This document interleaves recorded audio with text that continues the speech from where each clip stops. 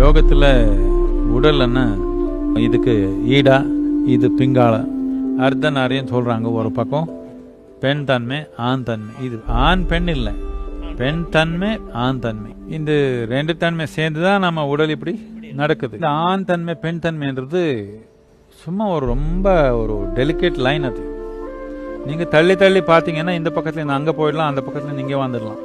இந்த அர்த்தநாரியனை என்ன சிவனுடைய இது சொல்லுதுன்னா, நீங்கள் உங்கள் ஆண் தன்மை உறுதியாக வச்சுக்கணும், பெண் தன்மை தனியாக உறுதியாக வச்சுக்கணும்.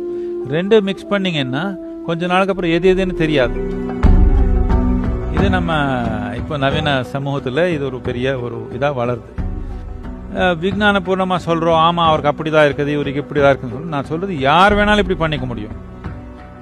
எந்த மாதிரி ஆணாக இருக்கட்டும், ஒரு 6 மாதம் உட்காந்து அவனை அப்படியே கற்பனை பண்ணானா நான் பெண்ணான்னு துணிமணி அப்படி கொஞ்சம் மாற்று போட்டினானா அப்படி ஆகிடும். இதனால பல விதமான பாதிப்பு வரும். என்னத்துக்கான உடல் மாற்றணும்னு முயற்சி பண்ண, மனம் மாற்றிக்க மாட்டாங்க, உடல் மாற்றிக்கிறதுக்கு சர்ஜரி பண்ணிக்கிறாங்க. யாரும் ஒரு முழுமையான பெண் இல்லை, யாரும் ஒரு முழுமையான ஆண் இல்லை. அந்த இடைவெளி நாம் வச்சாதான் அப்படி இருக்கும். தள்ளி பார்த்தீங்கன்னா எது எதுன்னு புரியாது, கொஞ்ச நாளுக்கு அப்புறம் கலந்து போயிடும். இதுதான் அர்த்தநாரி சொல்லுது. இது கிளீனாக ஒரு கோடு போட்டுக்கலன்னா கலந்து போயிடும்.